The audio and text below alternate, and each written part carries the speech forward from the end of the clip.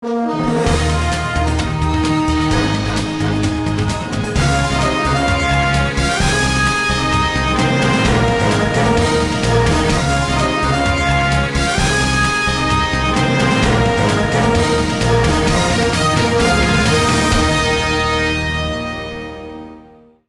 алайкум бинандагони гиромӣ, пешниҳоди шумост барномаи иттилоотии хабар аз телевизиони Баҳористон. Имрӯз дар барнома идомаи сафари кории пешвои миллат дар шаҳру ноҳияҳои вилояти Хатлон, ҷашн гирифтани рӯзи омӯзгорон дар муассисаҳо корхонаҳои давлатӣ, фаъолияти муассисаҳои типи нав дар шаҳри Душанбе.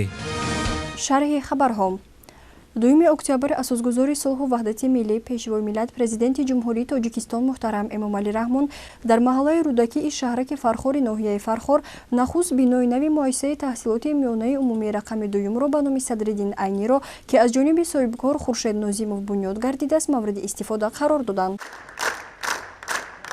2 октябр асосгузори сулҳу ваҳдати миллӣ пешвои миллат президенти ҷумҳурии Тоҷикистон муҳтарам Эмомалӣ Раҳмон дар маҳаллаи Рудакии шаҳраки Фархори ноҳияи Фархор нахуст бинои нави муассисаи таҳсилоти миёнаи умумии рақами 2 ба номи Садриддин Айниро, ки аз ҷониби соҳибкор Хуршед Нозимов бунёд гардидааст, мавриди истифода қарор доданд.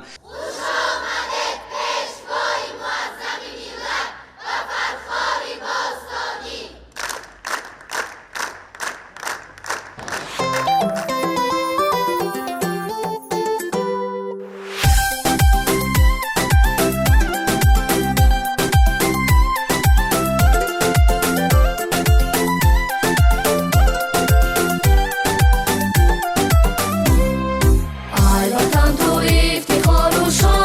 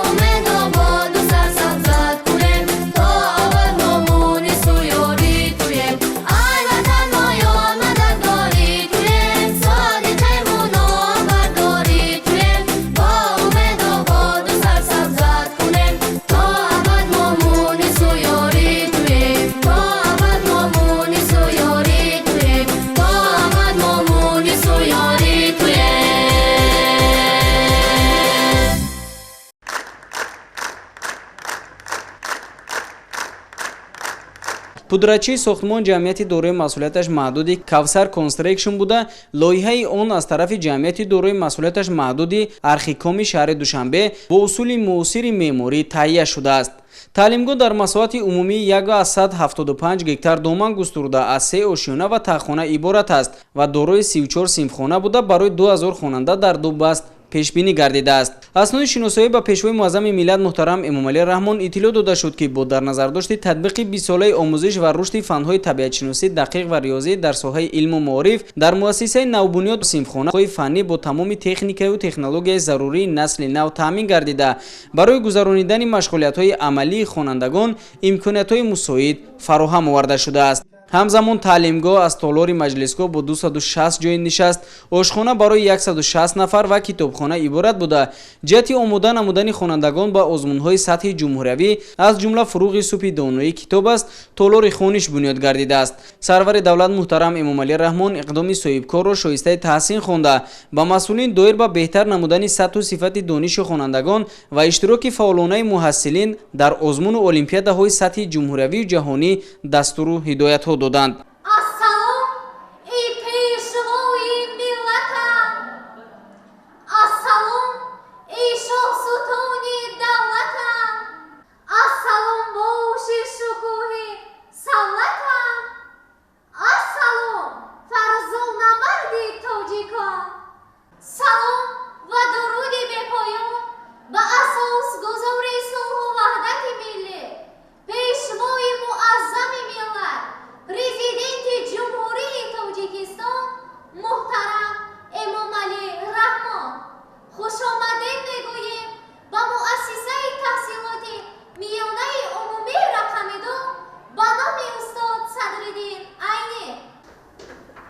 محترم جناب عالی، ملت تمدن‌آفر توجیک از قدیم‌الایام کتابدار و کتابدوست بوده با گذشتگان پر افتخاری خود رودکی و فردوسی، سینا، سعدی و حافظ افتخار داریم.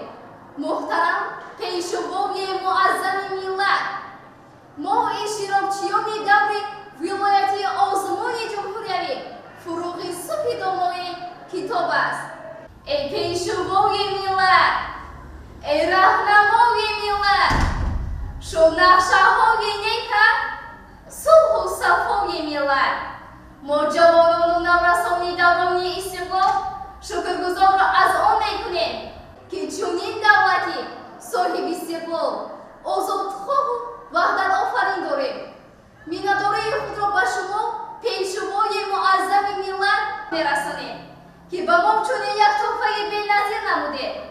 ما خوانندگان از چنین آزمونی فروغ صبح دانایی کتاب است که این هم باشد با تشبث شما براه مانده شده است. سپاسگزاریم. ما نوسان در نزد خود مقصد گذاشته‌ایم که دانش و ملکه خود را سیقل داده برای گلگون و شکوفایی وطن عزیزمان در آینده سهمگزار باشیم. дар таълимгоҳ ҳамчунин бо мақсади тарғибу ташвиқи тарзи ҳаёти солим, оммавигардонии варзиш ва ҳамзамон дар сатҳи баланд гузаронидани машғулиятҳои тарбияи ҷисмонӣ ва омодагии дифои ҳарбӣ, як толор ва ду майдончаи варзишӣ бунёд гардида бо тамоми лавозимоти солимгардонӣ таъмин карда шудааст. намои берунаи бино бо тарҳ ва усули баланди меъмории муосир сохта шуда, саҳн ва атрофи муассиса бо гулу буттаҳои сояафкану ороишӣ зебо гардонида шудааст. ҳамзамон муассисаи таълимӣ бо хати алоҳидаи барқ таъмин гардидааст. мо аҳли коллективи 91 нафараи омӯзгорини муассисаи таҳсилоти миёнаи умумӣ рақами 2 аз ғамхориҳои падаронаи пешвои миллат миннатдор ҳастем ва ваъда медиҳем ки дар таълиму тадриси насли навора саҳмгузор бошем ва насли ояндасозу лоиқи давронро ба камол расонем. муассисаи пешина рӯстига дар себаст буд, аллакай ки дар ин муассисаи нав ки 56 синхона иборат мебошад, аз себаста мо мебароем. امروز با قدم های مبارک پیشوای معظم ملتمان محترم امامعلی رحمان، مؤسسه نو زمانوی که از 3 آشیانه عبارت است و با تمام شرایط معاصر حاضر زمان و با تکنولوژی نوین زمان حاضر مجهز گردانیده شده است به ما نصیب گردید و ва мо омӯзгорони ҷавон кӯшиш ба харҷ медиҳем ки наврасони ояндаро бо тамоми ҳастӣ ва бо тамоми вуҷуди худамон бо илмҳои забонҳои хориҷӣ, илмҳои дақиқ омӯзонида ва барои хизмат ба халқу ватан барои оянда омода созем.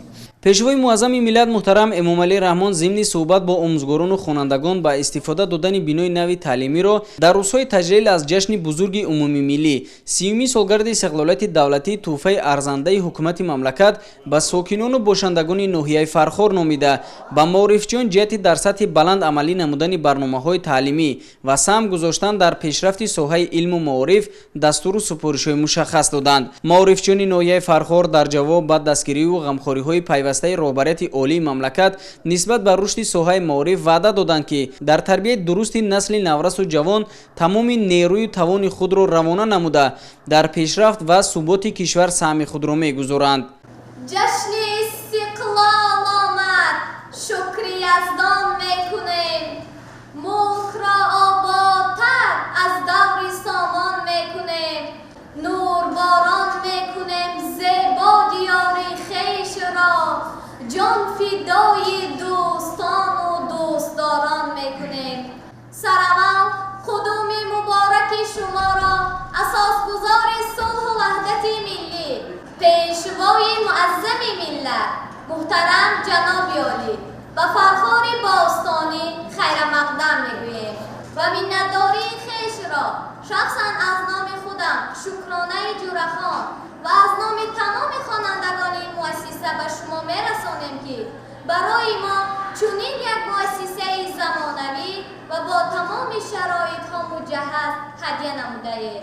марҳабо эй сарвару эй пешво, сарвари оли нажододи худо, душманонат бошанд доим зери по, қалбҳо гарм аст чун Фархори мо, нест ҳеҷ нуқсу халал дар кори мо, сулҳу ободӣ барори кори мо.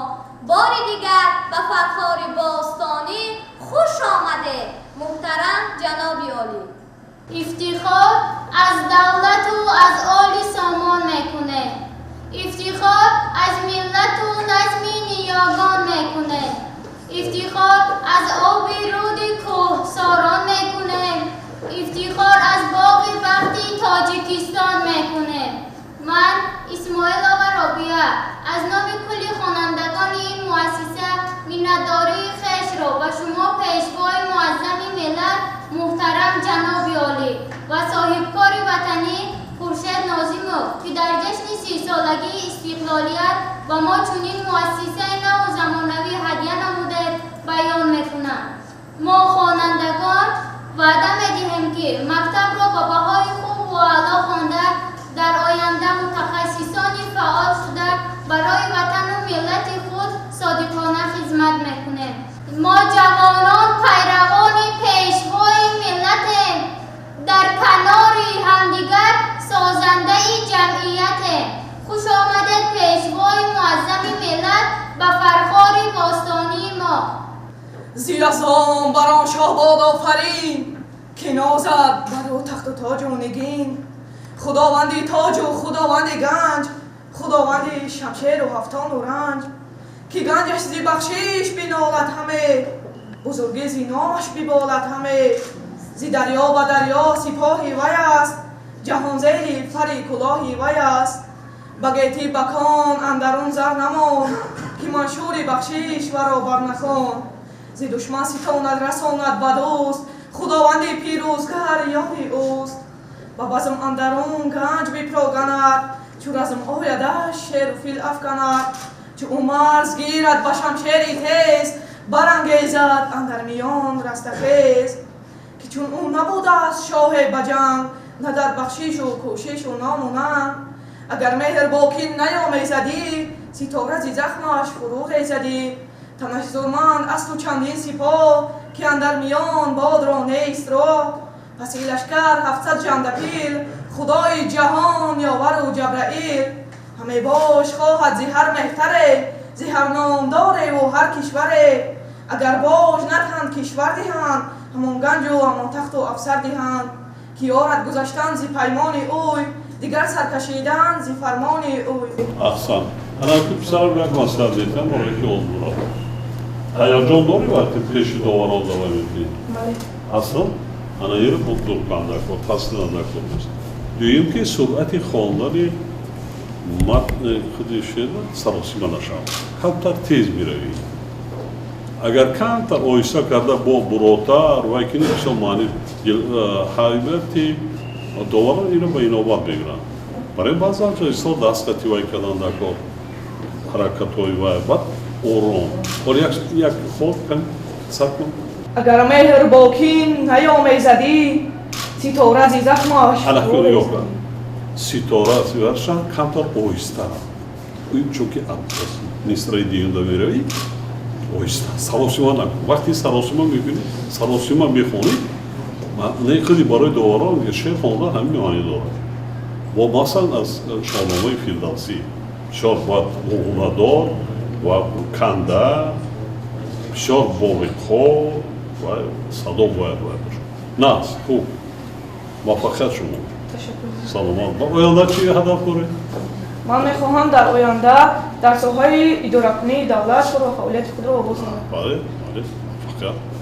маврид ба зикри хос аст ки дар ноҳияи фархор давоми 3 соли охир бо мақсади бартараф намудани мушкилоти таъмини хонандагон бо ҷои нишаст ва фароҳам овардани шароити мусоиди таълим даҳо муассисаҳои таълимӣ навсозӣ шуда, ҳамчунин дар назди мактабҳо синфхонаҳои нави таълимӣ бунёд карда шудааст.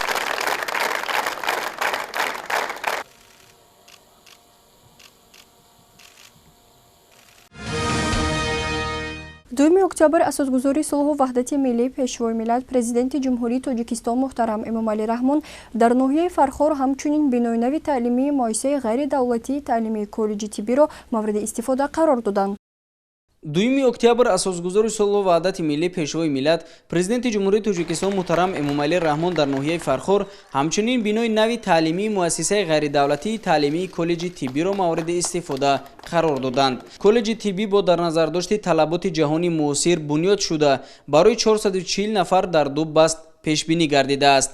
иншоот аз ҷониби соҳибкори ватанӣ Насим Додиев бунёд гардида, корҳои сохтмониро ҷамъияти дорои масъулияташ маҳдуди паррандапарвари Фархор анҷом додааст ва он дар масоҳати умумии 650 метри мураббаъ доман густурдааст. Ба сарвари давлат муҳтарам Эмомалӣ Раҳмон иттилоъ дода шуд ки муассиса дар ноҳия ягона коллеҷи хусусӣ аст ки барои омода намудани мутахассисони соҳаи тиб равона гардидааст ва дар он аз рӯи 3 ихтисос кори ҳамширагӣ, умумитиббӣ ва фарматсевтӣ мутахассис омода менамоянд. ин боиси ифтихор аст ки имрӯз бо ташаббуси пешвои муаззами миллат муҳтарам ҷаноби олӣ ин муассисаи ғайридавлатии таълимии коллеҷи тиббии ноҳияи Фархор ба истифода дода шуд. мо соҳибкорон хело хушҳол аз он ҳастем ки имрӯз як суҳбати гарми самимӣ бо пешвои муаззами миллат доштем. ин боис мешавад ки мо дар оянда саҳми худро дар соҳаи тиб гузорем ва кадрҳои ба талаботи замон ҷавобгӯро дар ин муассиса омода намоем. муассиса тибқи низомнома дар як баст метавонад ки то 220 донишҷӯро ба таълим қабул кунад ва ин боис мешавад ки мушкилии кадрӣ бартараф карда шавад. қобил ба зикри хос аст ки муассисаи навбунёд аз 4 ошӯна ва таххона иборат буда дорои 12 синфхонаи таълимӣ аз ҷумла химия, биология ва фанни морфологӣ буда ҳамзамон озмоишгоҳ барои гузаронидани машғулиятҳои лабораторӣ фаъолият менамояд. пешвои муаззами миллат ба сифати корҳои анҷомёфта баҳои баланд дода иқдоми башардӯстонаи соҳибкорро шоистаи таҳсин хонданд. ба фаъолият пардохтани муассисаи таълимии тиббиро дар ноҳия сарвари давлат ҷиҳати бартараф намудани мушкилоти норасоии кадрҳои соҳаи тиббӣ мусоидаткунанда арзёбӣ намуда ба масъулин ҷиҳати баланд бардоштани сатҳу сифати таълиму тарбия дастуру супоришҳои мушаххас доданд. соҳибкори ватандӯст аз дастгириҳои президенти мамлакат изҳори миннатдорӣ намуда ӯҳдадор шуд ки ҳамчунин дар назди муассисаи таълимӣ барои 400 нафар донишҷӯ хобгоҳи замонавӣ ва толору майдончаҳои варзишӣ бунёд намояд. корҳои ободонию бунёдкорӣ дар шаҳраку деҳоти ноҳияи Фархор бо сурати баланд идома дошта дар назар аст ки то охири сол дигар иншоот мавриди истифода қарор дода шавад.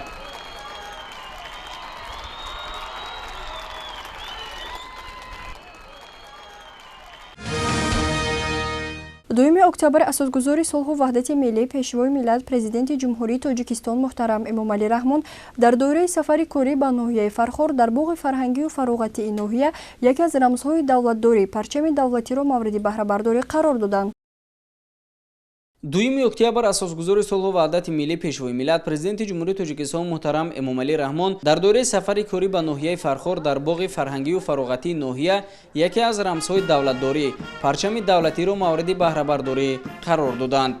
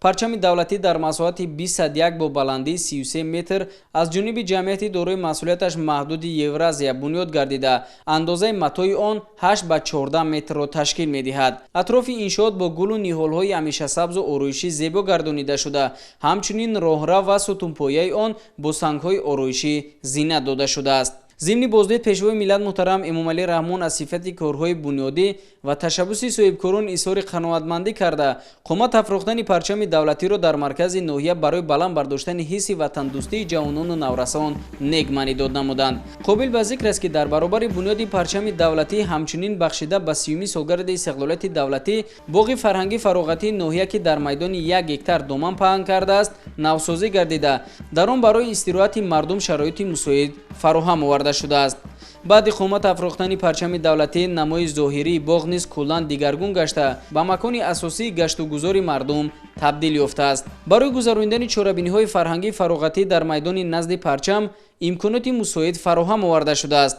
мардуми бо фарҳангу шукргузори ноҳияи Фархор аз ин дастгириҳои президенти мамлакат муҳтарам Эмомалӣ Раҳмон изҳори сипосу миннатдорӣ намуданд. бо дастгирии пешвои миллат президенти ҷумҳурии Тоҷикистон Эмомалӣ Раҳмон як қатор иншоотҳои таъиноташон гуногун аз қабили мактабҳо, корхонаҳои саноатӣ кушода ба истифода дода шуданд ва мо аз ин хела баҳраманд шудаем ва дар оянда барои рушди мамлакатамон мо низ кӯшиш менамоем ки сиёсати хиратмандонаи пешвои муаззами миллатро дастгирӣ намуда ба рушди иҷтимоиёту иқтисодиёти ноҳия саҳми худамонро гузорем. хушнуд аз он ҳастам ки имрӯз сафари кории ҷаноби олии пешвои миллат ба ноҳияи фархор буд.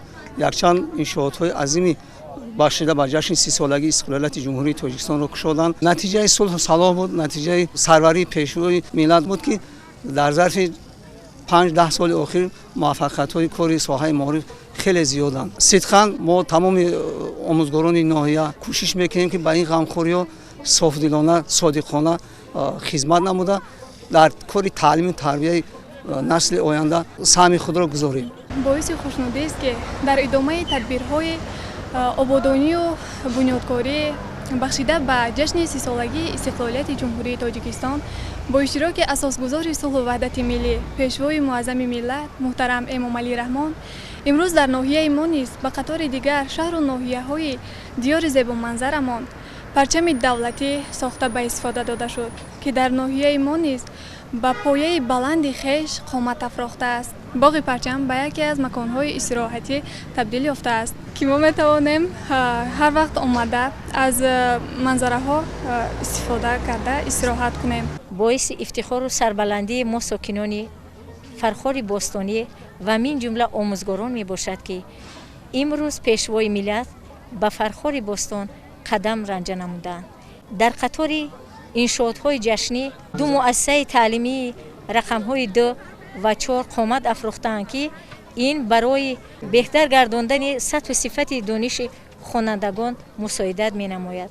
ҳамзамон дар боғи фарҳангии ноҳия парчами давлатии ҷумҳурии Тоҷикистон бо 33 метр қомат афрохтааст ки ин ҳам бошад дар тарбия намудани насли наврас, насли ватандӯст ва ояндасоз мусоидат менамояд.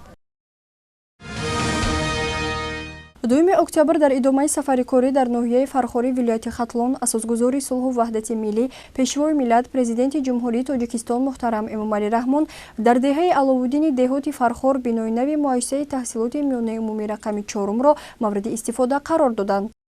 2 октябр дар идомаи сафари корӣ дар ноҳияи фархори вилояти Хатлон асосгузори сулҳу ваҳдати миллӣ пешвои миллат президенти ҷумҳурии Тоҷикистон муҳтарам Эмомалӣ Раҳмон дар деҳаи Аловуддини деҳоти Фархор бинои нави муассисаи таҳсилоти миёнаи умумии рақами 4-ро мавриди истифода қарор доданд.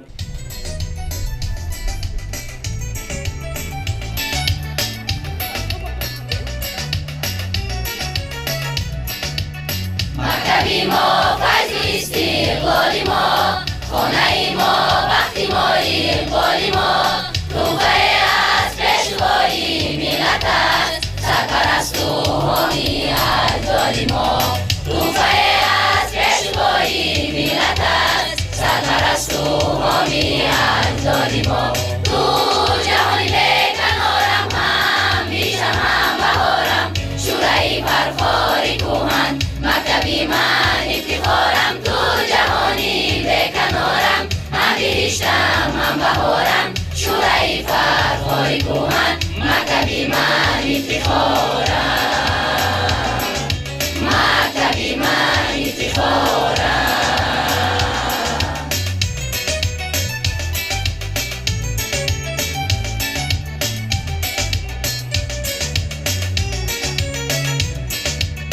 دوست دارم فردی ها رو سبزش هم شیار و عکس و هم آبزش هم صدای خنده های کودکان پندی استاد و کلامی سوختش هم صدای خنده های کودکان پندی استاد و کلامی سوختش تو جهانی بکنارم هم بیشم هم بهارم شورای فرخاری کوهن مکتبی من افتخارم تو جهانی بکنارم هم بهشتم هم بهارم شورای فرخاری کوهن مکتبی من افتخارم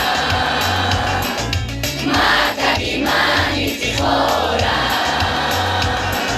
مکتبی من افتخارم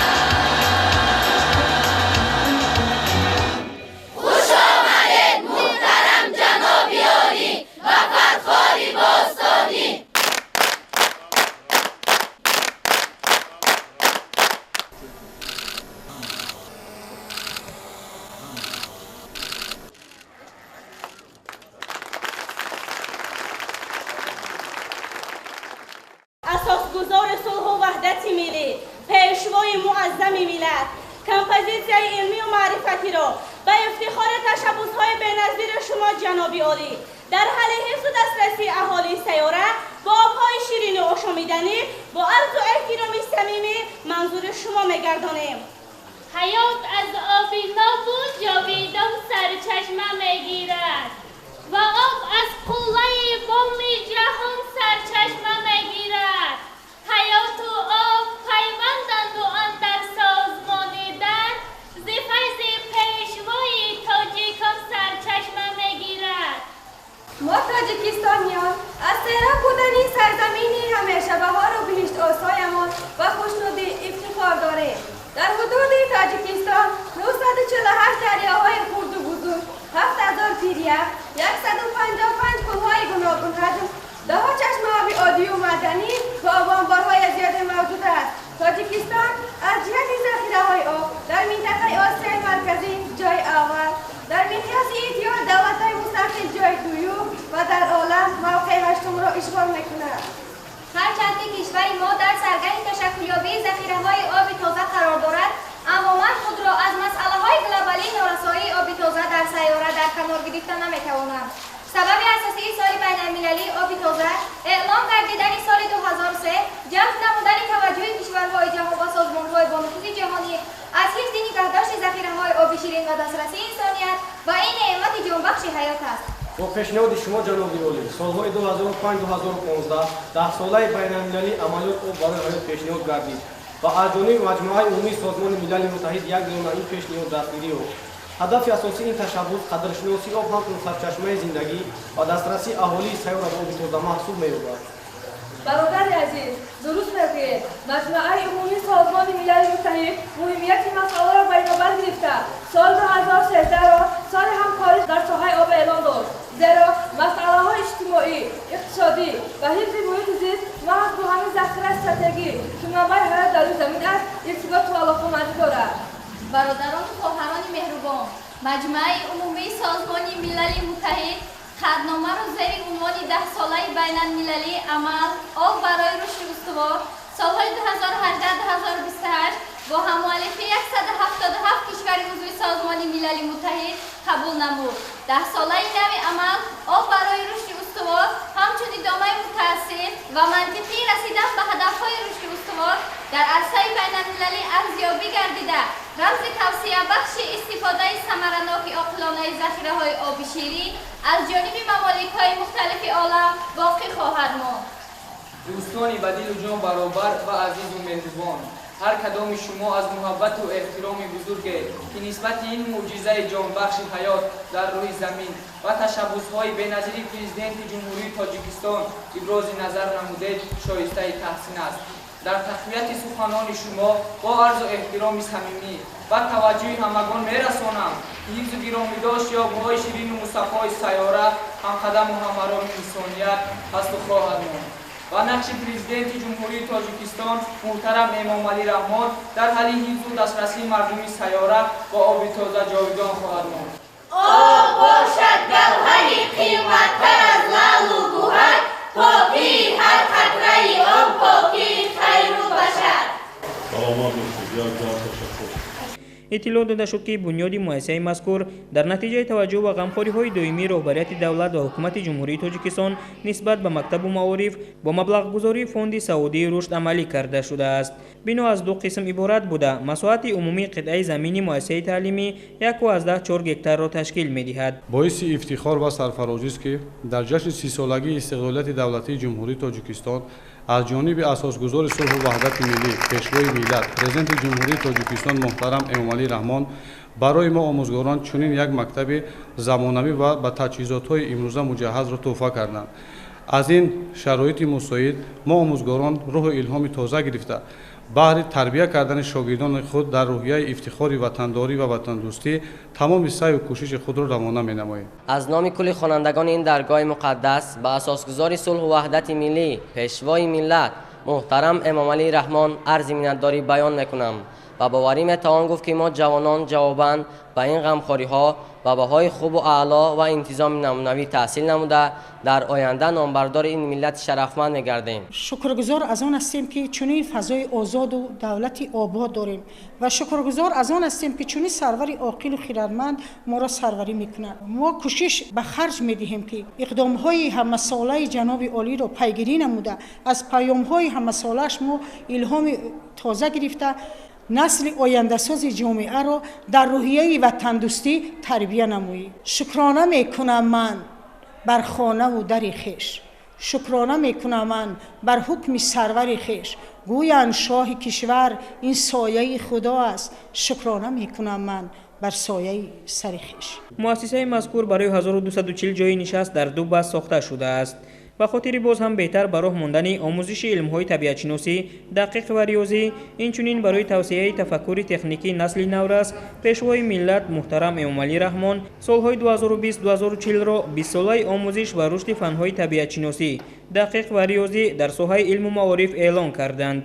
با مقصد تطبیق موفقانه این هدف در مؤسسه نوبنیاد تعلیمی تمام شرایط‌ها فراهم می‌باشد. از جمله برای انکشاف دادن ذهن خوانندگان صنفخانه شاهمو تشکیل گردیده. آن با تخته‌های الکترونی و کامپیوتری 16 جای نشست و 4 جفت تخته برای بازی شاهمو تامین کرده شده است. من از نام خود و کل آموزگاران مؤسسه تعلیمی رقم 4 ناحیه فرخار میnnتداری خود را با اساسگزار صلح و وحدت ملی، پیشوای معظم ملت، پرزیدنت جمهوری تاجیکستان محترم امامعلی رحمان میرسانم که با ما چنین مکتب نو و زمانوی و با تمام شرایط‌های نو تمام شرایط‌های معاصر جوابگو هدیه نمودند. ما آموزگاران با باور تام گفته می‌توانیم که در تعلیم و تربیت مثل نورس تمام نیرو و ذکاوت عقلی خود را صرف نموده بهر در روحیه وطن دوستی، افتخار از ملت، مهنت دوستی، علم دوستی و احترام ارزش‌های ملی، تربیت نمودن خوانندگان تمام غیرت خود را سفربر می‌نماییم. می‌خواهم که شکرگزاری و مینتداری خود را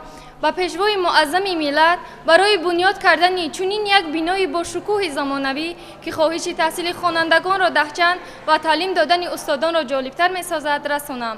عرض سپاسی به پایان با اساسگزار صلح و وحدت ملی پیشوای معظم ملت پرزیدنت جمهوری تاجیکستان محترم امامعلی رحمان میرسانم که با ما آموزگاران طالب علمان چنین یک دبستان خوشتر و زیبا هدیه نمودند. با باوری میتوانیم گفت که جواباً به غمخوری‌های معارف پرورانه راهبر دولت وعده میدهیم که ما آموزگاران نسل لایق دوران را به کمال خواهیم رساند. از آن سربلندیم که امروز صاحب وطنیم و دائما برای رشد وطن عزیز خود قدم‌های استوارانه گذاشته ایستاده‌ایم.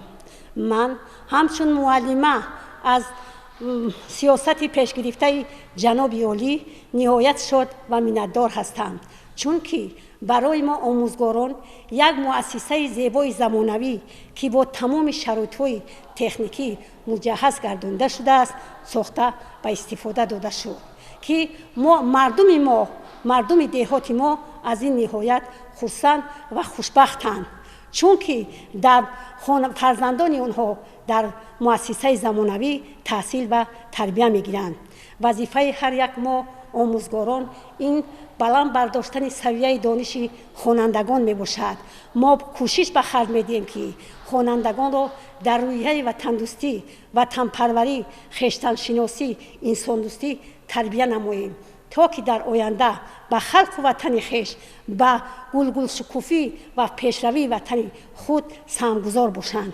صنفخانه کامپیوتری مکتب نوبنیاد دارای تجهیزات معاصر از جمله کامپیوتر و تخته الکترونی و دستگاه‌های چاپی میباشد. صنفخانه‌های فنی تعلیم مهنت برای دختران و پسران با اسباب‌های دوریدگری، تخته‌بری و کارکردی آهن، دستگاه‌های آدرس بافی، قلم بافی و ماشین‌های درزدوزی مجهز گردانیده شده است. من سعیدزاده بنظیر قاسم، خواننده صنف 10 مؤسسه تحصیلات میانه عمومی رقم 4.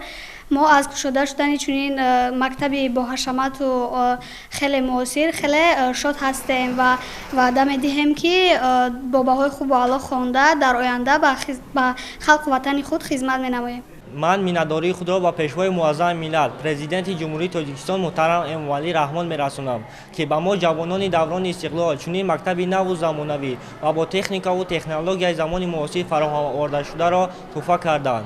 ما جوانان جوابا به این غمخواری های پیشوای معظم ملت قول می‌دهیم که تمام کوشش و غیرت خود را برای از بر نمودن دانش های زمانوی صرف خواهیم کرد. امروز با دستگیری معارف پرورانه محترم پیشوای معظم ملت به ما مکتب نو و زمانوی با تمام شرط های معاصر تحفه گردید. من از نام کل خوانندگان مؤسسه میناداری خویش را به محترم جناب عالی میرسانم و وعده می‌دهیم که در سمت زبان آموزی از خود نمودن فن‌های دقیق و ریاضی کوشش به خرج دهیم که در آینده نامبردار وطن و ملت خود باشیم. صنف‌خانه‌های فنی به مانند فیزیک، شیمیا و بیولوژیا با تخته الکترونی، کامپیوتر و تجهیزات لابراتوری برای گذراندن آزمایش‌ها تامین می‌باشند. کتابخانه مؤسسه تحصیلات میانه عمومی رقم 4 دارای 13000 ادبیات گوناگون از جمله 2500 ادبیات بدیعی میباشد. با مقصد برگزار نمودن جمعیت و چرابینی‌های فرهنگی عمومی در بینای نوی مکتب تالار مجلسگاه با 150 جای نشست ساخته شده است. در روشونه یکمی بنا آشخانه برهوا جایگیر است که دارای 48 جای نشست میباشد. من کریموف دولت اشتراکچی آزمون جمهوری تاجیکستان وطن عزیز من میباشم و با اساسگذار صلح و وحدت ملی پیشوای ملت پرزیدنت جمهوری تاجیکستان محترم امومالی رحمان صادقانه و صافدلانه وعده میدهم که با این قدر غمخوری‌های پدرانه اش که برای ما جوانان نورسان چون درگاه علم و معرفت ساخته به استفاده داده است و با آنها من از صدق دل وعده میدهم که در دور جمهوری جایهای نمایان را اشغال نموده آبروی ناحیه و مؤسسه خودم را بلند بردارم. من ایامزاده زرنگار خواننده سیم هشتم باشم. میناداری خویش را به اساسگذاری صلح و وحدت ملی پیشوای ملت محترم امومالی رحمان میرسانم که برای ما خوانندگان چنین آزمون‌ها را با مانند فروغ صبحی دانایی کتاب است، علم فروغ معرفت و تاجیکستان وطن عزیز من است به راه ماندند. از جمله من در آزمون فروغ صبحی دانایی کتاب است اشتراک نموده از دور ناحیوی به دور ولایتی را خط گرفتم و من به اساسگذاری صلح و وحدت ملی وعده می‌دهم که از چنین شرایط‌های در مؤسسه ما فراهم آورده شده استفاده برده تا سطح جمهوری رفته جای‌های نمایان را اشغال نمایم. برای ترغیب طرز حیاتی سالم در مؤسسه تعلیمی تالاری ورزشی برای 100 جای نشست ساخته شده است که دارای تجهیزات ورزشی حاضر زمان از جمله تنیس روی میز، بازی والیبال و بسکتبال، لوازمات ورزشی برای آب و تاب بدن میباشد. در حدود مؤسسه همچنین برای گذرانیدن بازی‌های فوتبال خرد، والیبال، بسکتبال و آمادگی دفاع حربی دو میدانچه ورزشی بنیاد شده است. با مقصد گرامی داشتن ارزش‌های ملی در سطح مؤسسه با طرح زمانوی پرچم برافراخته شده است که بلندی آن به 13.5 متر برابر میباشد.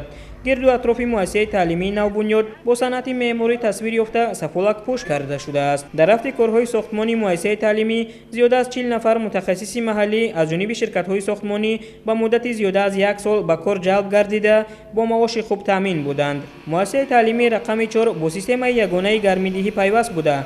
همچنین 3 عدد صحبتگاه‌ها را در بر می‌گیرد که برای استراحت و خوب گذرانیدن وقت خالی معلمان و خوانندگان مساعد میباشد. بینای مؤسسه تعلیمی زیبا و زمانوی و صحن حولیش با درختان سایه افکن و گلگشت‌های نظرربا گلکاری کرده شده است. راهبر دولت برحق ساحه معارف را در محور سیاست خود قرار داده است.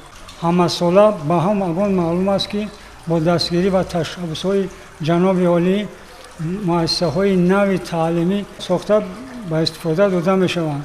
مؤسسه تحصیلات میانه عمومی برای 1240 نفر خواننده در 2 بست ساخته به استفاده داده شد.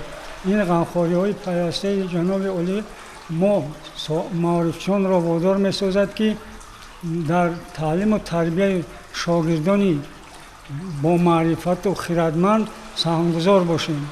ضمن شناسایی با شرایط تعلیم در بینای نوی مؤسسه تحصیلات میانه عمومی رقم 4 که به مناسبت جشن 30 سالگی استقلالیت دولتی جمهوری تاجیکستان قامت افراخته است، پیشوای ملت محترم امومالی رحمان به صفت کارهای ساختمانی بهای بلند داده خوانندگان را به خوانش خوب و اعلی و انتظام نمونوی هدایت کردند. از آموزگاران نیز دعوت به عمل آورده شد که با استفاده از شرایط موجوده محصلین را در روحیه خودشناسی و وطن دوستی تربیت نمایند.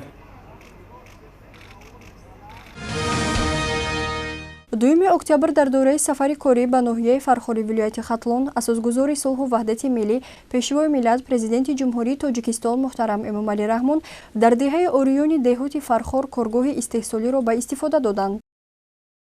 2 октябр дар доираи сафари корӣ ба ноҳияи фархори вилояти хатлон асосгузори сулҳу ваҳдати миллӣ пешвои миллат президенти ҷумҳурии тоҷикистон муҳтарам эмомалӣ раҳмон дар деҳаи орёнои деҳоти фархор коргоҳи истеҳсолиро ба истифода доданд.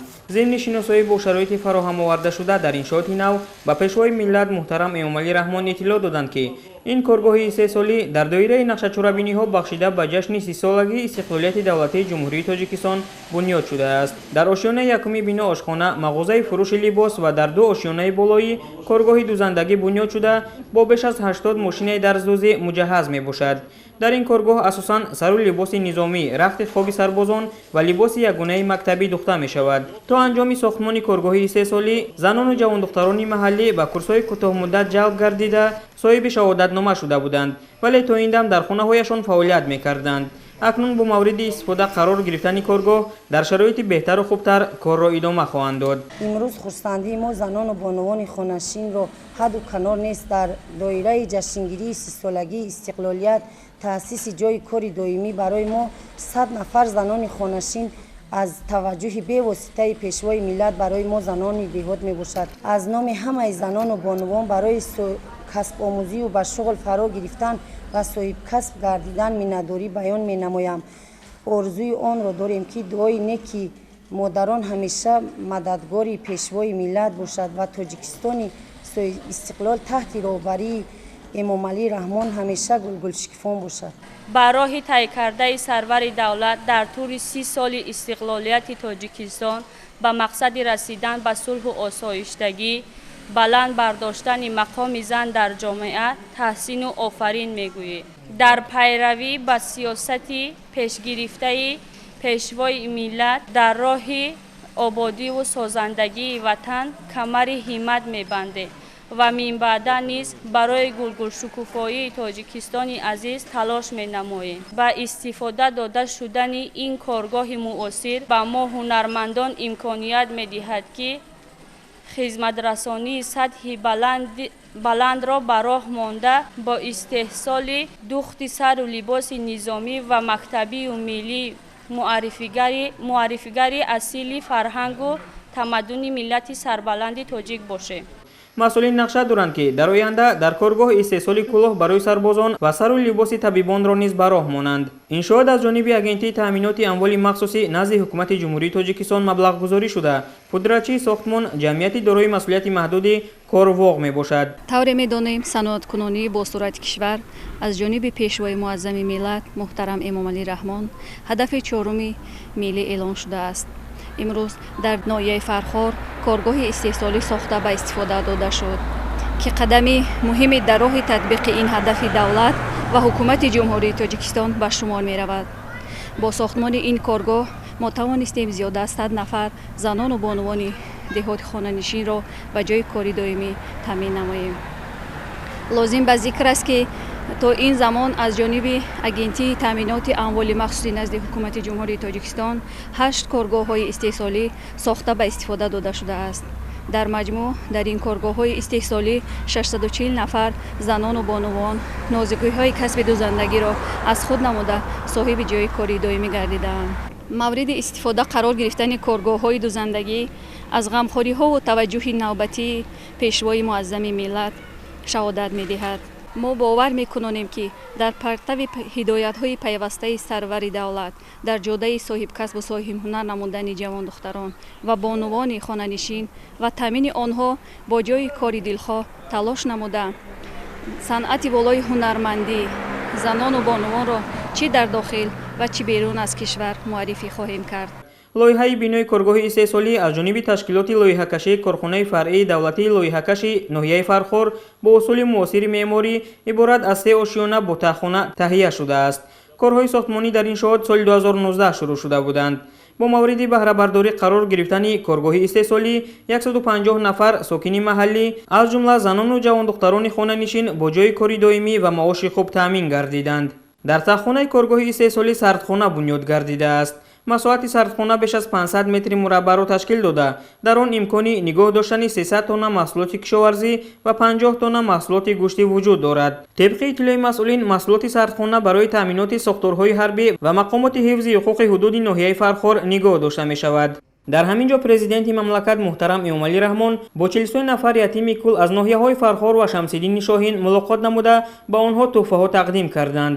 тӯҳфаҳои сарвари давлат аз кӯмакпулӣ, сару либос ва ғайра иборат буд. ҳамчунин дар ин рӯз ба хотири шодию нишоти ятимон хони пурнозу неъмати идона ороста шуд. дар оғози суҳбат пешвои миллат муҳтарам эмомалӣ раҳмон кӯдакону наврасони бо амри тақдир ятим мондаро ба муносибати ҷашни 30-юмин солгарди истиқлолияти давлатии ҷумҳурии тоҷикистон табрику таҳният гуфта ба онҳо сиҳативу саодатмандӣ ва хониши хубу аълоро таманно карданд. зикр шуд ки роҳбарияти давлат ва ҳукумати ҷумҳурии тоҷикистон ба ин қишри ҷомеа таваҷҷӯҳи хоса зоҳир намуда пайваста онҳоро дастгирӣ мекунанд. махсусан барои таҳсил ва фаъолияти онҳо ба таври ҳамешагӣ тадбирандешиҳо сурат мегиранд. маҳз дар натиҷаи таваҷҷӯҳ ва ғамхориҳои ҳукумати мамлакат ин табақаи аҳолӣ аз имтиёзҳои зиёд бархурдор гашта طبق کвотаҳои президентӣ ва дигар имтиёзҳо дар муассисаҳои олии таълимии кишвар таҳсилро идома медиҳанд. кӯдакону наврасон дар навбати худ иброз доштанд ки дастгириҳои доимии пешвои муаззами миллатро ҳамеша эҳсос мекунанд ва худро ҳеҷ гоҳ танҳову бекас намешуморанд. дар ҷавоб ба ин ҳама ғамхориҳои давлату ҳукумати кишвар онҳо ваъда доданд ки таҳсилро бо баҳои хубу аъло идома медиҳанд ва дар оянда дар рушду пешрафт ва шукуфоии бештари ватани маҳбуб нақшгузор хоҳанд буд. ман ҳалим фаҳмиҷони ятими кул тарбиятгирандаи парваришгоҳи назди мактаби ноҳияи фархор ҳастам. ман ҳамчун як зодаи истиқлолияти кишвари маҳбуб ваъда медиҳам ки баъри ҳифзи марзу буми ватани азизам софдилона поквиҷдона хизмат хоҳам кард.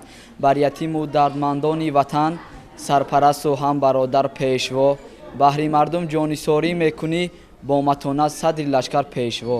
хушбахтарин наслем ки аз саровату накати истиқлолияти кишвар аз фазои ором осоиштаи меҳани маҳбуб баҳраварем. ҳар гоҳе ба кӯчабоғи ноҳия менигарем, заҳмату нақши дастони пешвои миллатро дар баробари ғамхори нисбати мо ятимон мебинем ки барои ояндаи мо насли наврас равона гардидааст. бо шарофати сиёсату бо барун муваффақиёнаи пешвои миллат ватани азизи мо ҳамсони бииш гардидааст.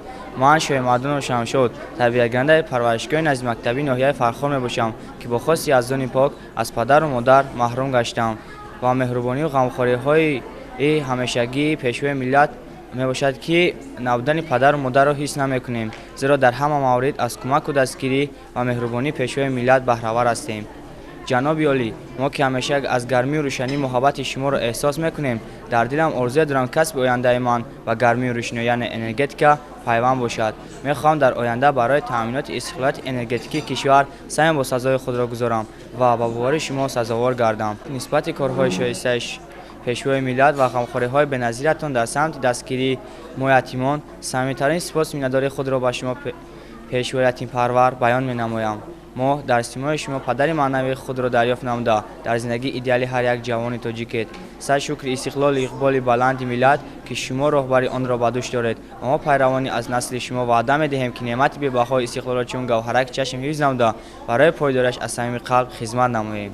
ман қодирова шукрона хонандаи муассисаи таҳсилоти миёнаи умумии рақами 13 ноҳияи фархор мебошам. ваҳдатовар ваҳдатофар пешво зейби тахту зейби минбар пешво давлатат бодо ҳамеша ҷовидон анҷуман орои кишвар пешво. ман боиматов абдулло хонандаи синфи шашуми муассисаи таҳсилоти миёнаи умумии рақами 27 ба номи абуалӣ ибни сина мебошам.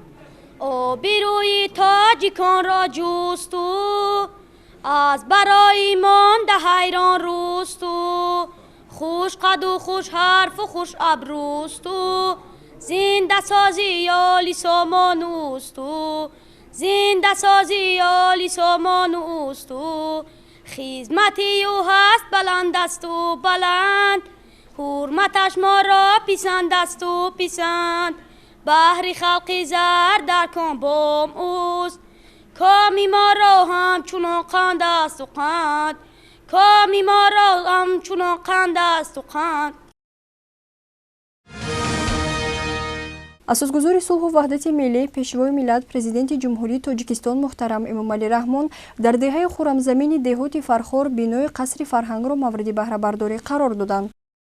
асосгузори сулҳу ваҳдати миллӣ пешвои миллат президенти ҷумҳурии тоҷикистон муҳтарам эмомалӣ раҳмон дар ноҳияи фархор бинои қасри фарҳангро мавриди баҳрабардорӣ қарор доданд. некомад ҷашни истиқлоли мо вақт хандон шуд ва истиқболи мо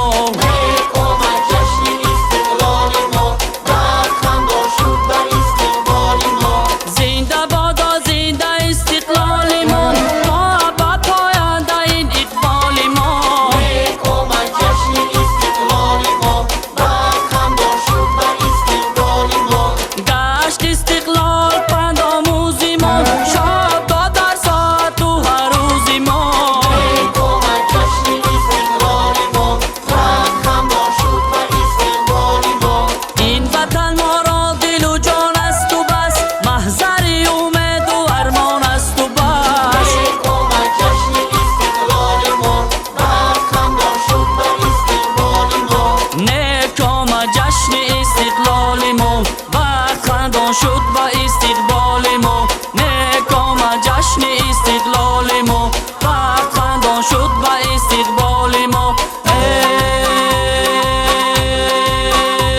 این قصر منور شد تحفه سرور بگشاده در خویش بر مردم کشور این قصر منور شد تحفه سرور بگشاده در خویش بر مردم کشور پشوای زمانی نور دل و جانی پشوای زمانی نور دل و جانی با عزم قویت محبوب جهانی با عزم قویت محبوب جهانی این قصر منور شد تحفه سرور بگشاده در خویش بر مردم کشور این قصر منور شد تحفه سرور بگشاده در خویش بر مردم کشور بگشاده در خویش بر مردم کشور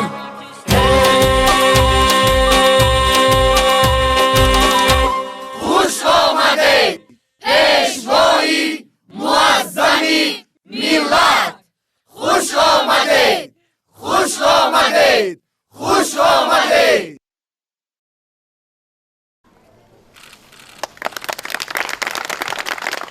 علی فرهنگ пешвои муаззами миллатро самимона истиқбол гирифта барои ин ҳадияи бебаҳо изҳори миннатдорӣ намуданд. Аз ҷумла пешвои муаззами миллатро дар иншооти мазкур бо меҳру муҳаббати хоса Гулнигор Наҷмиддинова хонандаи синфи 6 ноҳия истиқбол гирифт. Ёдрас мешавем ки Гулнигор дар синни 30-солагиаш дар соли 2013 роҳбари давлат муҳтарам Эмомалӣ Раҳмонро дар фурудгоҳи ноҳияи Фархор бо дигар кӯдакони хуштолиб пешвоз гирифта бо лафзи ширини кӯдакӣ ва муҳаббати хос бо сарвари давлат муҳтарам Эмомалӣ Раҳмон суҳбати самимӣ намуда буд.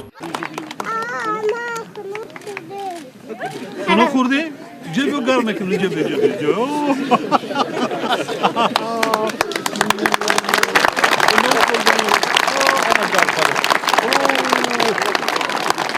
بابام آمد به فرخار گفتا کجاست گلنگار من همینجا بابا جان شعرت خوانم با وقار من که حالا خورد هستم رسمی شما در دستم از دیدن رسمتان خوشنودم و سرمستم شنو ای بابا جانم اکنون من مکتب خانم از خنک خوردن هایم دیگر نه من نالانم از خدا داشتم طلب شما را از نو بینم دیلکم گردد آرام گل مقصود بچینم شوم این دفعه سوار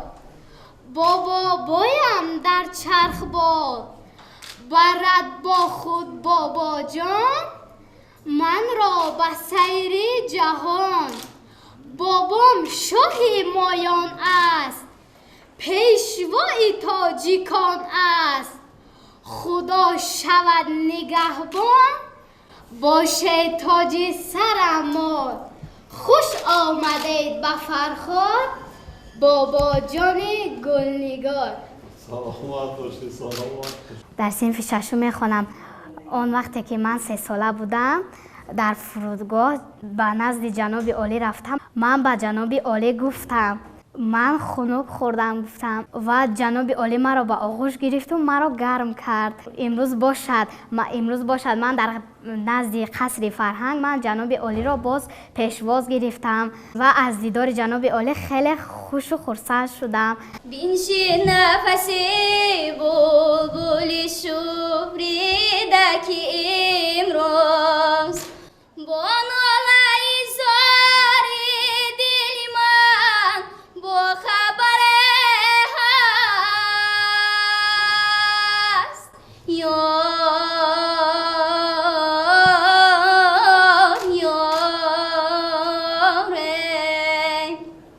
گر شربتی وصلت بر لبی تشنه ندادن به موری غمی عشقی تو را چشمی تره هست چشمم بارهی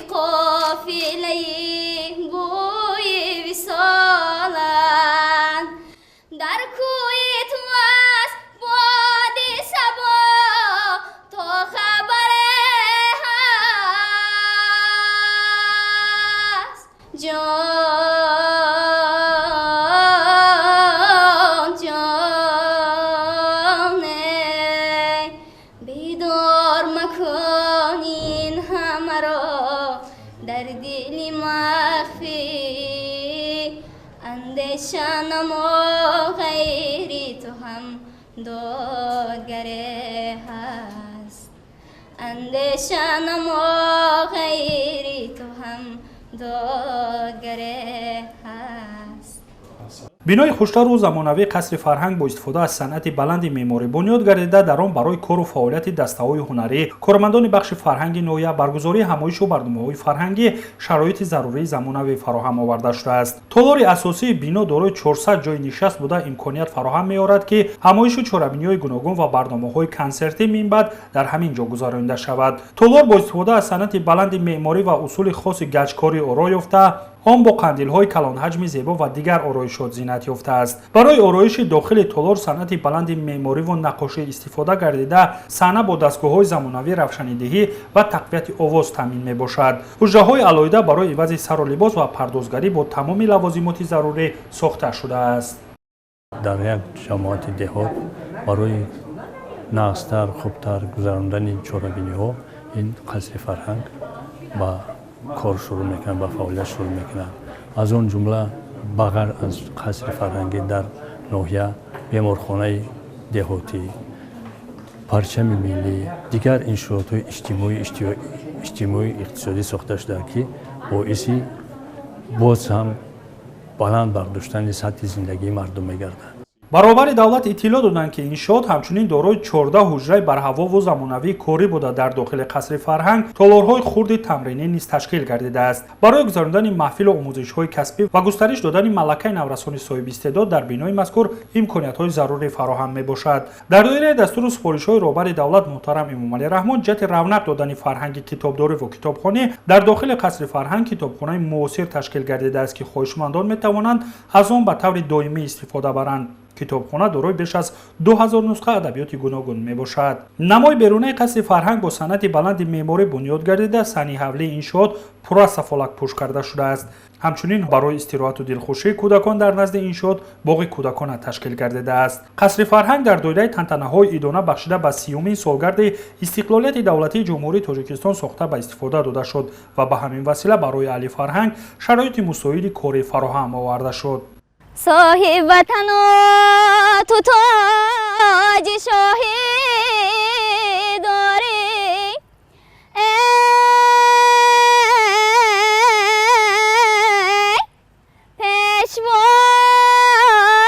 پیشوای خدا داده داهی داری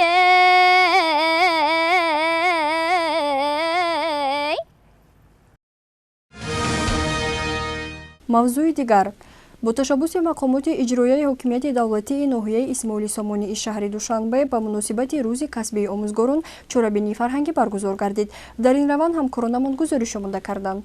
дар маҷлисгоҳи мақомоти иҷроияи ҳокимияти давлатии ноҳияи исмоили сомонӣ бахшида ба рӯзи омӯзгор чорабинии фарҳангӣ баргузор гардид. дар чорабинии мазкур намояндагони ҳукумати ноҳияи исмоили сомонӣ ва омӯзгорони муассисаҳои таълимии ҳудудии ноҳия ширкат доштанд. дар оғози чорабинӣ масъулин сухан гуфта тамоми омӯзгоронро бо ин санаи муборак табрик ва таҳният гуфтанд ва дар корҳояшон муваффақиятҳои беназиро орзу намуданд. қайд карда шуд ки омӯзгори касби бениҳоят пурифтихор ва бо шарафу соҳиб рисолат ба ҳисоб рафта хушбахт касе аст ки сазовори номи устод ё омӯзгор гаштааст. маҳз омӯзгор аст ки барои тарбия ёфтан, ба камол расидан ва бузург гаштани ҳар як шогирдаш кӯшиши беандоза мекунад. инчунин иброз доштанд ки сарчашмаи ҳамаи хушиҳо, ободии ҳамаи маҳфилҳо, бузург гардидани ҳамаи шогирдони баркамол маҳз ба омӯзгор вобастагӣ дорад. дар идомаи чорабинӣ аҳли кормандони соҳаи маорифи ноҳияи мазкур баҳри фаъолияти пурсамарашон бо ифтихорнома, сипоснома ва мукофотпулӣ қадрдонӣ карда шуданд. воқеан ҳам омӯзгор аз хурдӣ инсонро тарбият намуда онро аз илми замон огоҳ месозад. зери ин калимаи бузург омӯзандаи илму дониш, фарҳангу адаб ва оинаи миллат таҷассум меёбад. омӯзгорон, роҳбарон ва мудирони муассисаҳои томактабии ҳудуди ноҳия қадрдонӣ карда шуданд ва аз тарафи маркази кӯдакон ва наврасони исмоили сомони як чорабинии фарҳангӣ ба баҳри болидаву хурсанд гардонидани роҳбарон ва муаллимони азизи гиромие ки дар ин чорабинӣ иштирок доштанд аз тарафи маркази кӯдакон чорабинии фарҳангӣ омода карда шуда ва пешкаши тамошобинон карда шуд. ҳаминтар дар фарҷом тарбиятгирандагони маркази кӯдакону наврасони ноҳияи мазкур бо қироати шеъру таронаҳои дилнишин васфи омӯзгор намуда хотири ҳозиринро бодида гардониданд.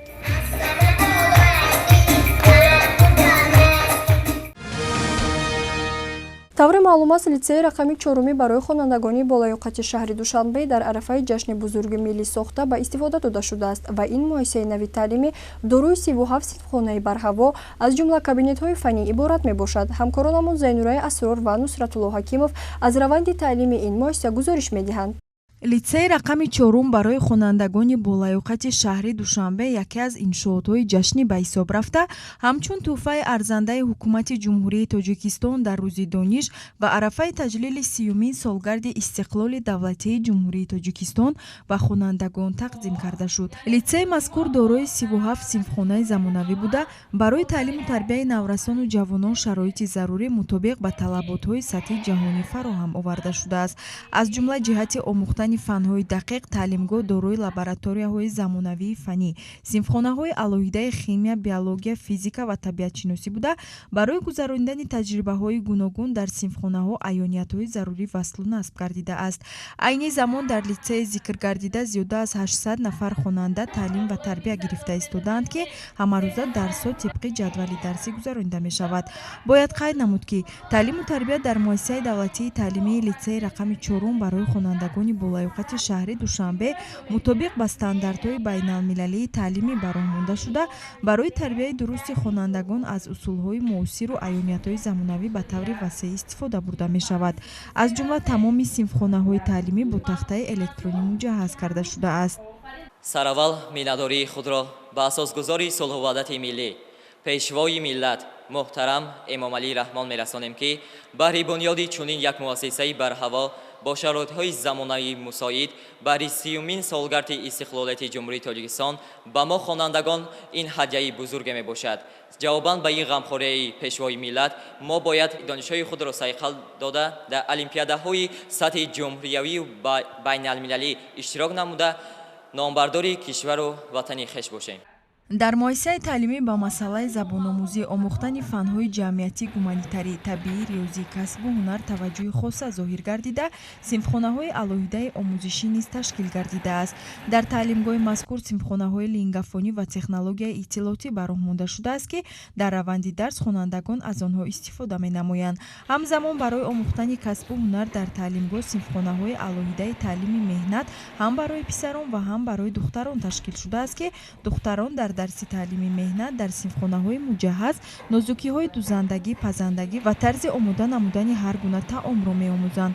бунёду таъмири чунин муассисаҳои таълимӣ ва фароҳам овардани шароити замони муосир барои донишазхудкунии хонандагон дар кишвар аз рушди соҳаи маориф дар пойтахт башорат медиҳад. литсей ба таълиму тарбияи насли наврас машғул буда, дорои 36 синфхонаҳои таълимӣ, кабинетҳо ва лабораторияҳо мебошад. имрӯзҳо аҳли омӯзгорони литсей кӯшиш менамоянд ки барои таълиму тарбияи насли наврас саҳми худро гузоранд. ёдовар мешавем ки фароҳам овардани чунин шароиту имконият баҳри илму донишомӯзӣ дар кишвар аз хонандагон талаб менамояд ки бештар донишазхуд кунанд ва аз илмҳои замони муосир бархурдор шаванд, зеро зинаи асосии таҳсилот ин муассисаи таълимӣ ба шумор меравад. рисолати мо омӯзгорони таълиму тарбияи насли наврас аст ва мо низ кӯшиш ба харҷ медиҳем ки то ин ки дар оянда насли наврасе ки мо таълим медиҳем номбардори ватану кишвару давлати хеш бошад. мавриди зикр аст ки дар соли 2021 ба истиқболи сазовори 30-юмин солгарди истиқлоли давлатӣ 5 муассисаи таҳсилоти миёнаи умумӣ барои 6380 хонанда дар якбаст дар шаҳри Душанбе сохта шудаанд. ҳадаф аз бунёди муассисаҳои нави таълимӣ дар шаҳри Душанбе ин идомаи мантиқии сиёсати маорифпарваронаи роҳбарияти ҳукумати ҷумҳурии Тоҷикистон барои рушди соҳаи маориф ва ба ин восита беҳтар намудани сатҳу сифати таҳсилот, ҷорӣ кардани усулҳои нави таълим ва тарбияи хонандагони болаюқат дар рӯҳияи илмдӯстӣ мебошад. дар шароити пуртазоди замони муосир ҳар як фарди солимақлро мебояд бо дарки баланди ҳисси ватандӯстӣ ва ватанхоҳӣ дар обод ва пешрафти тоҷикистони азиз саҳм гузорад. Танҳо дар сурати донишандӯзӣ шахс метавонад ба ин ҳадафи созанда бирасад. Бо ҳамин мақсад ҳукумати ҷумҳурии Тоҷикистон ба хотири ҳавасмандгардонии кӯдакону наврасон озмунҳои гуногуни сатҳи ҷумҳуриявиро роҳандозӣ намуданд, ки хонандагони зиёде дар ин озмунҳо иштирок намуда дониши хешро сайқал медиҳанд. Дар ин раванд ҳамкорони минтақавиямон Раҳмия Пулотзода ва Каримҷон Қосимов аз лицеи давлатии рақами 1 ва муассисаи таълимии рақами 22 шаҳри Кӯлоб гузориш омода карданд. дар лицеи давлатии рақами 1 ба номи Исмоили Сомонии шаҳри Кӯлоб омӯзгорони бо таҷрибаю соҳибкасб ба толибилмони ин даргоҳ дарс мегӯянд. Бояд гуфт ки ин лицей аз соли 1997 ин ҷониб фаъолият намуда аллакай хонандагони зиёдеро ба камол расонидааст, ки дар озмунҳои сатҳи ҷумҳуриявӣ сазовори ҷойҳои намоён гардиданд. дар ин баробар имсол низ якчанд хонанда дар озмуни ҷумҳуриявӣ фуруғи субҳи донои китоб аст, Тоҷикистон ватани азизи ман, илм фуруғи маърифат ширкат намуда ба даври вилоятӣ рохат гирифтанд, ки боз ҳам номи муассисаи худро баланд бардоштанд. соли гузашта ман дар озмуни спелинг би иштирок варзида сазовори ҷои аввал гаштам ва мо хонандагон миннатдории худро ба пешвои муаззами миллат мерасонем, ки 20 солаи фанҳои дақиқ эълон намуд. дар ин робита хонандаи ҳамин муассисаи таълимӣ Муҳаммад Солеҳ Мирзохоҷа бо ихтирои навоварии хеш порсол дар озмуни илм фуруғи маърифат ширкат варзида намунаи ибрати ҳамсабақони хеш гардид. муассисаи номбурда таъмин бо тамоми шароиту имкониятҳои замони муосир буда ба масъалаи донишандӯзии хонандагон диққати ҷиддӣ медиҳад. лицеи мазкур китобхонаи барҳаво дошта ҳамарӯза хонандагон аз китобҳои бадеӣ истифода мебаранд. муассисаи таҳсилоти миёнаи умумӣ рақами 22 дар ҷамоати деҳоти Кӯлоби шаҳри Кӯлоб воқеъ буда таъмин ба шароитҳои зарурии таълимӣ мебошад. дар муассисаи номбурда 833 нафар хонанда дар ду баҳс ба таълиму тарбия фаро гирифта шуданд. хонандагони муассисаи мазкур ҳамасола дар озмунҳои сатҳи шаҳрию вилоятӣ ва дар ин баробар озмунҳои ҷумҳуриявӣ иштироки фаъолона доранд. дар ин робита омӯзгори ҳамин муассиса низ дар озмуни ҷумҳуриявӣ фуруғи субҳи донои китоб аст ширкат намуда сазовори ҷои ифтихорӣ гардидааст.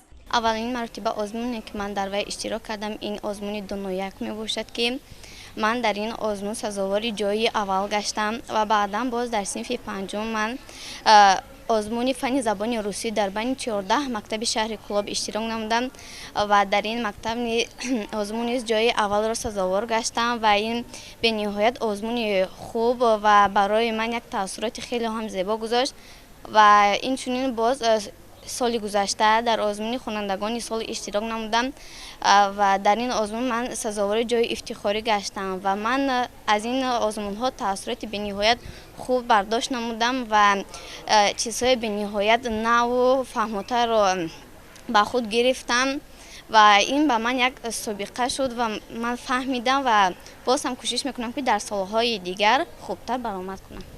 бояд гуфт ки дар муассисаи зикр гардида дар баробари таъмини шароитҳо инчунин баъзе норасоиҳо низ дида мешаванд, чуноне ки масъулини муассиса иттилоъ дода нарасидани китобҳои дарсӣ барои хонандагон баръало ба чашм мерасад, ки барои азбар намудани дарсҳо мушкилӣ пеш меорад. барои сохтани ояндаи дурахшон пеш аз ҳама моро мебояд аз шароитҳои муҳайё намудаи ҳукумати мамлакат самаранок истифода бурда барои азбар намудани илмҳои замон кӯшиш намоем, зеро танҳо дар сурати донишандӯзӣ шахс метавонад ба қуллаи мурод расида бошад.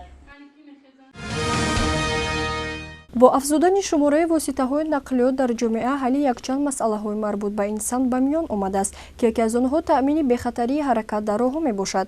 бо дар назардошти ин бо мақсади амиқ омӯхтани қоидаҳои беҳдошти бехатарии ҳаракат дар роҳ миёни насли наврас зарурати роҳандозии лоиҳаву барномаҳо дар муассисаҳои таълимӣ ба миён омад, ки он самараи дилхоҳ ба бор овард. ин навбат машғулияти амалии назариявии барномаи беҳдошти бехатарии ҳаракат дар роҳ тавассути таҳсилот дар муассисаи таҳсилоти миёнаи умумии рақами 11 бо ҷалби хонандагони таълимгоҳҳои ҳудудии пойтахт гузаронида шуд. идомаи матлаб дар сюжети омада намудаи ҳамкоронамон. дар муассисаи таълимии умумии миёнаи рақами 11 ноҳияи исмоили сомонии шаҳри душанбе бо иштироки омӯзгорону хонандагон дарси намунавӣ дар мавзӯи беҳдошти бехатарии ҳаракат дар роҳ баргузор гардид. дар дарси намунавӣ масъулин доир ба аломатҳои роҳ маълумот дода қайд карданд ки ҳангоми гузаштан аз роҳ бояд ба аломатҳои роҳ ҳам ронанда ва ҳам пиёдагард аҳамияти ҷиддӣ диҳад, хусусан ба рангҳои чароғаки раҳнамо эътибори ҷиддӣ дода роҳро аз ҷойҳои муайяншуда гузаранд ва ё аз роҳҳои зеризаминӣ истифода намоянд. бояд қайд кард ки чорабинии мазкур бо мақсади таъмини бехатарӣ дар миёни кӯдакону наврасон ва ба ин васила бартараф намудани ҳодисаҳои садамавӣ, баланд бардоштани сатҳи дониши онон дар самти қоидаҳои ҳаракат дар роҳ роҳандозӣ гардид. متاسفانه چخیلی که از معلومات های بازرسی دولتی автомобили برمیآید هر سال به حساب میآید در جمهوری زیاده از 1300-1400 صدمه نقلیاتی به قید گرفته می شود. بر اثر آنها 400 نفر به هلاکت رسیده، 1200-1300 نفر دیگر جراحت های گوناگون جسمانی میبردارند که قسم زیادی آنها را کودکان و نورسان تشکیل میدن. یعنی ببینید که هر سال اگر فقط کودکان و نورسان را در بین نوبت گیریم تا کودکان سن 16 ساله 100 نفر به هلاکت میرسد، زیاده از 400 نفر جراحت گوناگون جسمانی میبردارند. متاسفانه آنهایی که جراحت میبردارند قسم زیادشان معیوب یک عمر میشوند و بنابراین ما کوشش به خرج میدهیم که آموزش قاعده حرکت در راه در مکتب ها درست به راه مانده شود تا که ما توانیم عاقبت های ناخوشی حادثه راه نقلیات را کاسته گردانیم. бино ба иттилои масъулин бештари сарзадани садамаҳои роҳу нақлиёт аз риоя накардани қоидаҳои асосии бехатарии роҳу нақлиёт аз ҷониби ронандагону пиёдагардон мебошад ки бар асари ин садамаҳои нақлиётӣ сар мезанад. инчунин дар рафти дарс ҳозирин ба таълимгирандагон тарзи дуруст гузаштан аз роҳ ва истифода намудани гузаргоҳҳоро фаҳмониданд. бояд пиёдагардон яъне калонсолон ба кӯдакон яъне қоидаҳоро низ омӯзанд, яъне омӯзонанд ки аз чароғак бояд чӣ тавр гузашт. вақте ки чароғак сурх бошад яъне гузаштан манъ аст ва бояд ҳама вақт дар чароғаки яъне сабз гузаштан мумкин аст. ва мо боз омӯхтаем яъне ки велосипедҳо ва мопедҳо яъне роҳи худро доранд, пиёдагардон низ роҳи худро доранд, нақлиётҳо ва ин мопедҳоем ки мотоциклҳо яъне низ роҳи худро аз мошин яъне аз гузаргоҳи мошинра яъне ҷудо кардаанд. ва ман чизе ки аз ин тренинг омӯхтам мехоҳам ки ба ҳамсолонам дар мактаби хумо рафта фаҳмонам ки яъне қоидаҳои бехатарии ҳаракат дар роҳ чӣ гуна аст. ёдовар мешавем ки лоиҳаи мазкур бо дастгирии мақомоти иҷроияи ҳокимияти давлатии шаҳри душанбе дар ҳамбастагӣ бо сараёсати маорифи шаҳри душанбе, бозрасии давлатии автомобилӣ, инчунин ташкилоти ҷамъиятии насли ҷавони тоҷикистон амалӣ мегардад. дар шаҳри хорух бо ташаббуси лигаи футболи кӯдакону наврасони федератсияи футболи тоҷикистон фестивали футбол баргузор гардид. ҷашнвораи футбол ки бо мақсади оммавияти варзиши рақами 1, тарғиби тарзи ҳаёти солим ва дар ҳолати хуб нигоҳ доштану дуруст истифода бурдани майдончаҳо роҳандозӣ шуд, шумораи зиёди духтарон ҷалб гардид. бозии футбол дар ҷумҳурии мо акнун на танҳо машғулияти дӯстдоштаи фақат писарон ва мардон мебошад. бонвон низ ба ин бозӣ мароқи бештар зоҳир менамоянд ва футболи бонвон дар миқёси ҷумҳурӣ рушд меёбад. инро фестивали футбол барои духтарон ки дар шаҳри хоруғи вилояти мухтори кӯҳистони Бадахшон баргузор гардид бори дигар собит сохт. фестивал бо ибтикор ва дастгирии лигаи футболи бонвони федератсияи футболи тоҷикистон дар чорчӯбаи барномаи байналмилалии FIFA Women футбол баргузор гардид. зиёда аз 200 нафар духтарони синнашон аз 6 то 12 сола дар ин фестивал бо шавқи беандоза ширкат намуданд. ҳамаи иштирокчиён либосҳои варзиширо ба бар намуда, мураббиёни таҷрибадор ва намояндагони лигаи футболи бонвон онҳоро бо қоидаҳои баргузории фестивал ошно сохтанд. барои духтарон ки бозии футболро чун писарон дӯст медоранд, қоидаҳои бозӣ бори дигар фаҳмонда шуда, тамринҳои шавқовар ҷараён гирифт. ҳар яке аз духтарони хурдсол кӯшиш менамуданд ки ҳангоми тамринҳои шавқовар усулҳои беҳтаринро ки дар оинаи нилгун ё бозии писарон диданд нишон диҳанд. албатта хело барояшон иҷрои усулҳо, идоракунии туп ва бозии даставӣ мушкил аст, вале шавқи онҳо ба ин бозӣ боварӣ ҳосил мекунад ки дар оянда онҳо метавонанд бозингарони хубе гарданд. ман хеле хурсандам ки дар ин фестивал иштирок мекунам. من میخواهم در آینده فوتبالباز خوب شوم. باید ابراز داشت که فستیوال‌های همسان در چارچوبه برنامه فوتبال برای همه علاقه در شهرهای مختلف ولایت‌های ختن سوق برگزار گردیدند و مقصد از راه‌اندازی این گونه چاره‌بینی‌ها تشویق طرز حیات سالم و رشد فوتبال بانوان دانسته می‌شود. حالا در جمهوری تاجیکستان علاقه لیگ فوتبال بانوان و چمپیونات دور دسته‌های بهترین بانوان فعالند و برای منبع رونق دادن فوتبال بانوان عمومی‌گردانی آن در دریافت ورزشگران بهترین مرد چنین چاره‌بینی‌ها روی کار می‌یابند. هنگام برگزاری فستیوال دختران قبل از همه اداره‌کنی توپ فوتبال را که با مقدار زیاد از طرف نمایندگان لیگ پیشنهاد شدند می‌آموختند. سپس اشتراکچیان و دسته‌ها جدا گردیده با احساس بلند با هم بازی می‌نمودند. برگزاری همین گونه چاره‌بینی‌ها برای عمومیت فوتبال بین این دختران تکانی دیگر می‌بخشد و آن روز دور نیست که در شهر خارق ولایت مختار کوهستان بدخشان نیز دسته‌های فوتبال بانوان تشکیل شده مسابقه‌ها راه‌اندازی گردند. бинандагони азиз, ин буд хабарҳои рӯз ки манзуратон гардонида. шумо метавонед дигар барномаҳои ҷолибу диданиро аз самонаи телевизиони Баҳористон www.tvb.tj дастрас намоед.